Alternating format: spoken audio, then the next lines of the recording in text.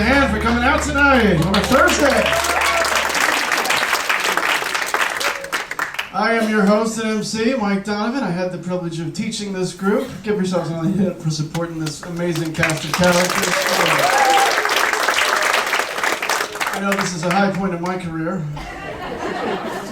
I think when you're hosting Amateur Hour on Thursday at Act 2, I think you've arrived. That's how I'm looking at it. It's $5. Yes, indeed. Thank you. Thank you for joining in. Interactive comedy hour at Act 2. Very nice. It's good. Actually, I'm privileged to be here because this is the end of my 3-city tour. That's right. Last week I was in Flowertown. 2 weeks ago I was in Norristown. Tonight in Ambler. Living the dream. The dream. Absolutely. But actually, I'm so grateful to this group because they got me out of the house every Saturday, 6 in a row. I have a 2-year-old son, and any break is appreciated.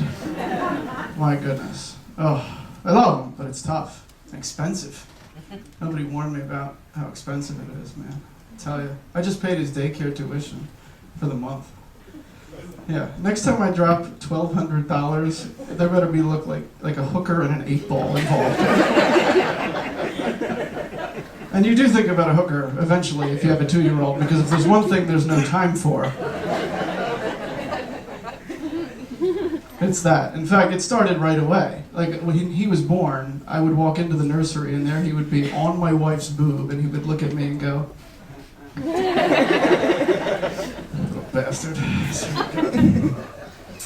My parents love this kid. My mom's here tonight. Hi, Mom. Perfect. Oh, I tell you, it's amazing. I think for most grandparents, where are my grandparents? Are they anybody? Raising your hand, very polite, nice. Most people applaud in a show, but thanks, that's good. No, but most grandparents, my parents, they'll tell you the same thing. They'll be like, it's fun and less responsibility, And for my parents, it's that too, but to them, there's a little more to it than that. They've completely given up on me. All of their hopes and dreams have been transferred to my son, because, my mom is a psychologist, and dad's a PR executive. I've been disappointment. Yeah, I mean, my parents tried. They sent me to this prep school. Maybe you heard of it, St. Joe's Prep. Have you heard of it? Yeah, interesting place. The graffiti in the bathroom is in Latin. My mom sings to this kid, "Twinkle, twinkle, little star, so much smarter than your dad you are. Up on the honor roll, your name will fly. Not gonna flunk out of junior high." And she'll come down the steps being like, "Hi, honey." I was like, "Mom, the baby monitor was on. I heard everything you said." Yeah, and I just was I was probably the worst student in the history of the prep. If I just didn't, it was overmatched, didn't belong there. I failed sex ed. Who does that? And on the final exam, they were like, "What is the fallopian tube?" I put down "A ride, a great adventure."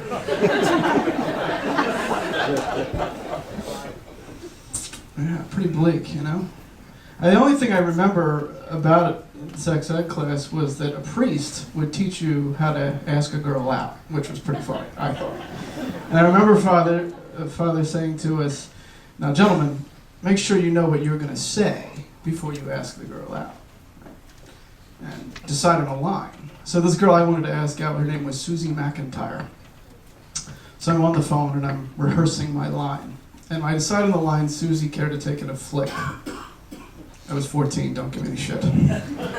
So, "You want to go to a movie, care to take in a flick?" So I'm on the phone, I'm rehearsing. "Hi, Susie, care to take in a flick? Hi, Susie, care to take in a flick? Hi, Susie, care to take in a flick?" I get her on the phone, I go, "Hi, Floozy. Care to take in a dick?"